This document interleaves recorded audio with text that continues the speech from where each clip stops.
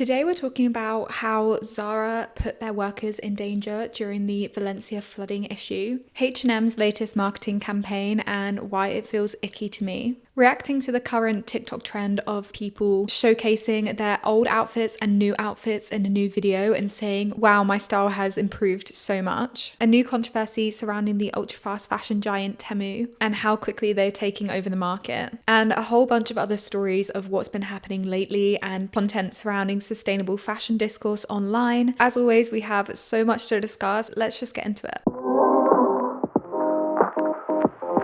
Before we do, welcome back to my channel. My name's Katie. I talk about sustainable fashion, overconsumption, personal style, and a lot of other topics around those subjects. And if that sounds interesting to you, then make sure to follow me on my YouTube, subscribe to my podcast, and any other social media you want to connect with me on. And I guess it would be good to do a quick note here. I've left Twitter for various reasons, mostly because it's a really toxic environment and Elon Musk has proved that he is not a great human being.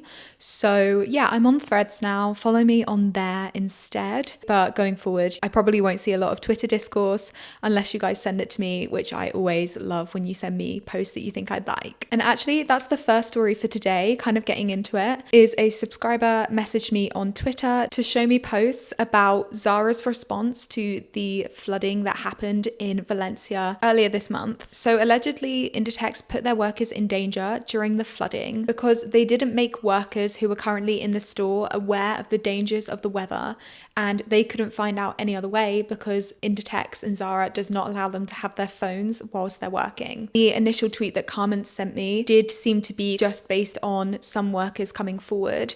But since then, there's been a couple of headlines that have come out to confirm the story, and others have been calling for Zara to respond in some way, but they've yet to respond to these allegations, which is so typical of a fashion brand to just bury their heads in the sand whenever there's controversy and hope it will go away. But as Carmen rightly said when she messaged me, the worst part of this response is that Inditex did nothing whilst the storms were happening to ensure that their workers were safe, but then they retrospectively have pledged to donate money towards the cause and towards the cleanup from the storms. Not only has the founder and majority shareholder of Inditex pledged 100 million euros of his own money towards relief efforts, Inditex itself has said that they'll put forward 4 million euros. And I think Carmen's sentiments here of feeling like it's almost maddening for a company to not help their workers, to not actively contribute to their safety at the time of the extreme weather, at the time of the danger, but then act like retrospectively offering money to help the issue that you could have proactively solved for your workers by getting them to safety, and expecting that to absolve your sins is evil. And also the fact that they haven't responded to press requests asking them to comment on the fact that these workers were in danger, and they're just throwing money at the issue instead, is very telling. I mean, some other companies were called out for putting workers in danger too. I know IKEA was one of them, but these companies have actually responded to apologize and clarify the issue. Inditex has just not said anything as of right now. To anyone who's currently in Valencia feeling the side effects of this catastrophe, I'm so sorry. As Carmen said, one of the small silver linings we can take away is the way that people have rushed to help each other, and that's really nice to see the ongoing relief efforts there. It is definitely maddening to hear these stories coming out of the disaster and how brands refuse to help at the time when it could have made such a difference. Okay, moving on to this TikTok I saw, which was so interesting. The creator was basically calling out the fact that she thinks there are a couple of fast fashion brands marketing themselves as mid-tier but selling plastic clothes for a lot of money. Something that's really grinding my gears at the moment is the proliferation of fast fashion brands aimed at women,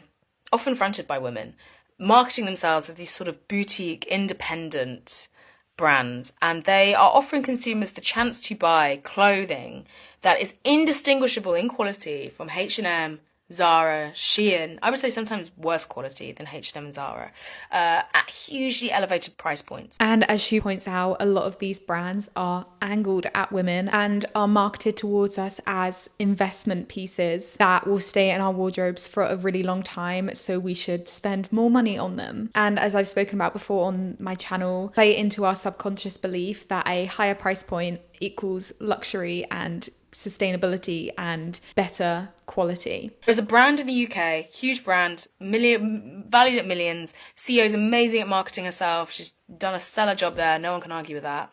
But they're selling a coat, just like all their clothes like this, but this new coat that's on their website, winter coat, long coat, for 199 quid. It is 100% recycled polyester. Yes, that will keep you warm because you are draping yourself in a bin bag. You are wrapping yourself in plastic, so you'll be sweating your ass off and it will fall apart after 5 minutes. And I thought this was so interesting, not only for the really valid points she's making about how these brands are preying on some consumers who want to be making better purchases. Maybe they're not going to these brands particularly for sustainability, but they are making the conscious effort to buy at a higher price point, thinking that equates to quality, rather than choosing to shop at H&M and Zara and Shein. You know, they're making that kind of move towards, I want to keep this longer in my wardrobe, so I'm going to buy something better. And how the brands are letting them down on that with their increased use of polyester and bad quality. Not only that, but the comments of people calling out the brands that they think fit into this niche was so enlightening. And I can definitely see the link between all of these brands. They definitely sit in my mind. They all kind of have a similar kind of aesthetic, similar kind of marketing style. And although the comments kind of seem to be like, oh, let's call out the fashion brands we think fit into this mold, there's also this kind of collective idea of this is why you should be checking product label tags. And that kind of goes into a thread I saw on Twitter that was talking about why it is so important to check the fiber tag on the clothes you want to buy. Basically, two creators I follow, Cora and Danielle, were responding to a viral tweet talking about that vegan knitwear ad that I covered in my last podcast, I think, by the brand House of Sunny. The whole thread was really good. Both creators were bringing up some excellent points about how brands are just making up new names for synthetics all the time and how this has always been the case and is always so effective. I think Cora's point about how brands get away with this is so important. Basically, brands can get away with saying anything they like pretty much in the marketing and will be able to continue getting away with it until harsher greenwashing laws are put into place, which thankfully are coming, as long as they don't put that on the fiber tag. And obviously this is why checking the fiber tag is so important, because if it says it on there, then it's going against the Textile Products Identification Act, which is actually against the law. As long as brand doesn't say it on the tag, then they can get away with saying whatever they like in the marketing. And that's often how we're duped as consumers to believe that vegan knitwear is a thing. Obviously, brands know that it's deceptive. They know that they're playing on people's belief that these words equate to sustainability, these words equate to quality. But as long as they're not putting this marketing bullshit on the fiber tag, they can get away with the fraud. Okay, moving on to H&M now. I don't know if you've seen their recent marketing scheme that's like H&M archive now available to reshop. And I want to talk about why the marketing for this feels so greenwashy. First, I think we have to start with how Vogue introduced this collaboration, because I honestly think it's really laughable. And if they weren't paid to spout this marketing sponsorship drivel, then they really missed out on a trick. Vogue said many fashion fans have fond memories of H&M's legendary designer collaborations. For 20 years, the retailer has democratized design, offering the signatures of industry behemoths at accessible prices. Do you see what I mean now about marketing drivel? Calling H&M's fast fashion tactics democratizing design is laughable. I mean, do we want to talk about how they've democratized design? What kind of corners they had to cut in order to get us those clothes at such low prices? Or are we just going to swallow H&M's new push into solidifying itself as a mid-tier brand that offers quality without questioning whether that is quality at all? And I think this is why I'm so annoyed with the whole archive scheme itself. It's so transparently part of H&M's design to try rebrand itself as affordable luxury, this kind of painstaking rebuilding they're having to take now that they've lost the race to Shein and have accepted they can't compete with them on price. There's been no real mention from H&M about how they're going to be backing up this new image of being mid-tier with reforming the way they do business and addressing all of the problems that have been brought to light over the years. It's also so interesting when you take into account the idea that people have been saying for a while that fast fashion has rapidly declined. I wonder if these archive pieces, compared to now, whether the quality will have diminished. Honestly, this didn't annoy me so much until I read Vogue's article covering this. I think there's just something so annoying about how fashion media continues to swallow fast fashion's marketing. Okay, but anyway, I need to move on because this is annoying me. Next was this TikTok I saw, which was really, really funny, talking about TikTok shop creators and their apathy towards the absolute crap that they're selling. Yep, the Dyson Airwrap dupe that we spoke about before. I think the real Dyson Airwrap costs £500 and this one you can get for just 75p. Honestly, they're so amazing, guys. I cannot... What's that? Someone said it set my house on fire. No, I've literally got mine plugged in over there. I've never had any issues with it. It's such high quality, guys. I really do recommend. Get them now, quick, before stock sells out. I immediately compared the parallels of that part of the sketch, which was like, it set my house on fire, and the response being, well, I've never had an issue with it. Just being the exact same response people peddling fast fashion on the same platform have when it's called out as being exploitative or being cheap quality. Just being like, well, I've never had an issue with it, and if it doesn't affect me, then it's not a valid point. Does just kind of sum up a particular feeling on the internet of, if it doesn't affect me, then it's not valid. Okay, speaking of TikTok, I saw a tweet that was really interesting talking about a trend happening on TikTok where influencers show their bad style from a few years ago and compare it to their makeover and current style today, thinking like, thank God I grew up, thank God I improved my style. And the part they weren't really acknowledging, which was that the bad photos from previous years are of the style of that time. They fit into what was currently trending, and how the photos from today, which show their glow up, fit into the styles of today. I mean, one of the examples that was included in that tweet, just to kind of break it down, was someone posting my style when I just moved to New York as the before photo, and it's them in a blazer, jeans, a white t-shirt, and just like a crossbody bag, very, normal attire. The colors look really nice together. Like this will be a fine outfit today. And then they've posted an after photo saying my style 3 years after I moved to New York, which is again jeans, but a brown top and a brown long leather coat. And I think this just kind of does highlight this idea of you were trendy then and you're trendy now, and there's no issue in your style beforehand. Maybe this is more your personal style, but it's also very, very on trend. I mean, brown has been trending for the last 2 years. Like, both pictures are normal, both pictures are nice outfits, but kind of promoting this after photo as like, here's what I'm wearing right now that's so perfect, is kind of designed to sell what she's wearing in that after photo, I guess, especially on TikTok where everything is link in bio, Amazon storefront, TikTok shop. And I'd been seeing this kind of trend for a while anyway, but to see someone else connect the dots did kind of click something in my brain. And a few days later, I saw this same TikTok that was like, POV, your frontal lobe is developing, and it's just a picture of someone wearing jeans and kitten heels together. And it just feels like creators are ignoring the fact that trends are playing a massive part of whether something looks good right now. I mean, linking the fact that you like wearing jeans and heels now to your frontal lobe developing as though your taste is getting better and you're growing up is really interesting. I mean, sure, if you've found your style and your frontal lobe has developed to allow you to, be able to recognize that rather than following trends, then fair enough. But kitten heels and jeans are very trendy right now. And I think that context is pretty important. I mean, funny enough, someone kind of called this out in the comments of this video saying, no, this is just a trend. It's not your frontal lobe developing. And the creator came back with, isn't everything just a trend?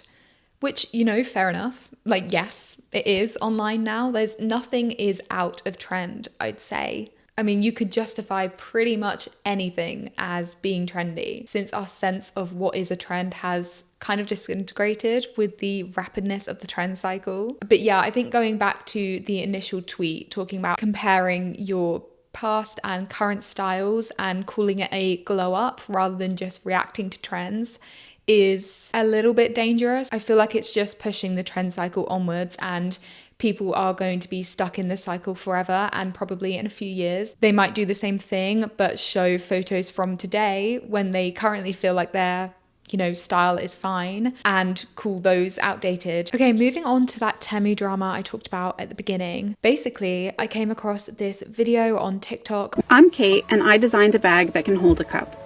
Unfortunately, knockoffs of my bag have flooded the marketplace, and my sales have suffered as a result. Obviously, this is really common now. It absolutely sucks for small creators to have their designs stolen from fast fashion brands.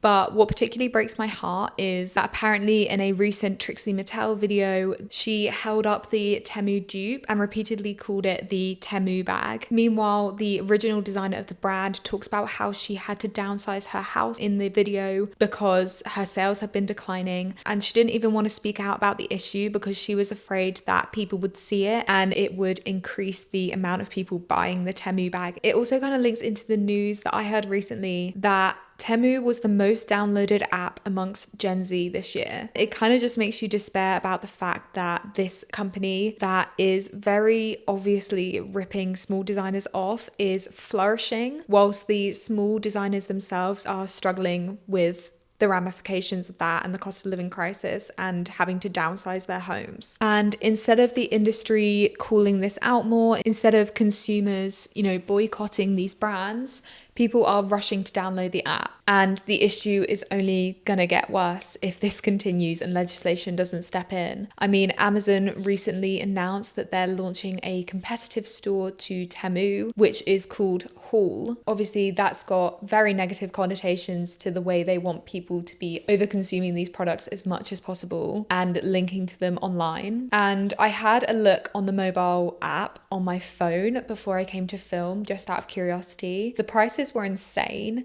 But not only that, the UI was so similar to Temu and Shein. It had discounts immediately in your face when you logged on. Bright, engaging graphics were overwhelming, and the prices were just like abysmally low. And it's just so in the opposite direction of what we need the fashion industry to be doing. Okay, last kind of couple of things which is really interesting. I follow this Substack by Casey Lewis. It's really good. It talks about all the things that are trending on TikTok right now, especially what Gen Z are talking about.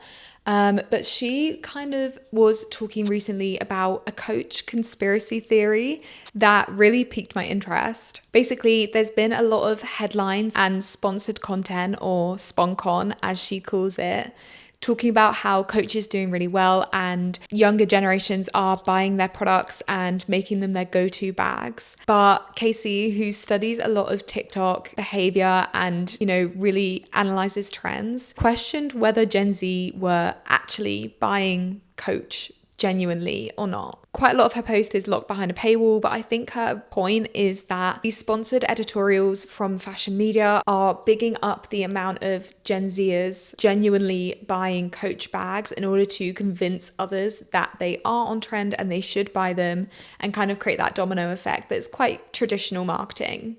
But what I found really interesting was when I looked up the price of these Coach bags that were being sold as Gen Z are buying all of these, the prices were really high. Like £450 for their Brooklyn bag, for example, is a lot of money, especially in our current economy.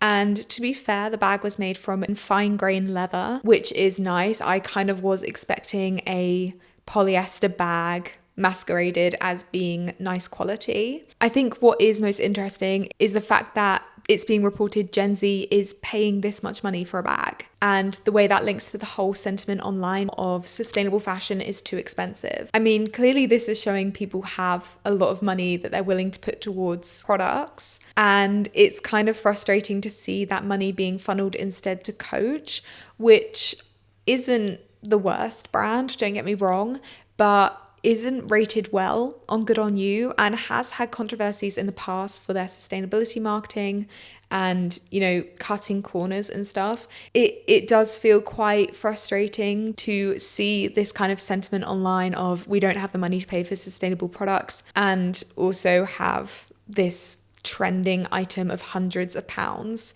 and like the lack of awareness there, the lack of people drawing links between the two. I think it's just so frustrating that brands that don't care about sustainability are so good at making people buy really expensive things. I mean, it links back to that TikTok that was talking about how mid-tier brands promise luxury but create polyester. It's just this kind of thought of people are willing to spend money, but they're more susceptible to marketing than genuine sustainability products. I don't know, and I'm not saying I'm perfect. I've definitely fallen for these marketing tactics from brands myself. But yeah, I wish we kind of have that kind of like collective realization of, oh, people are actually spending quite a lot of money on trending products. Why are we not retiring the idea that sustainable fashion is really expensive? And I'd love to hear your thoughts on this. I'd love to hear your thoughts on everything I've covered, really. I think that was everything I had in my head recently. Oh, actually, no, I had one more tweet that I wanted to cover. Kind of links to the discourse that was happening earlier in the year about how fashion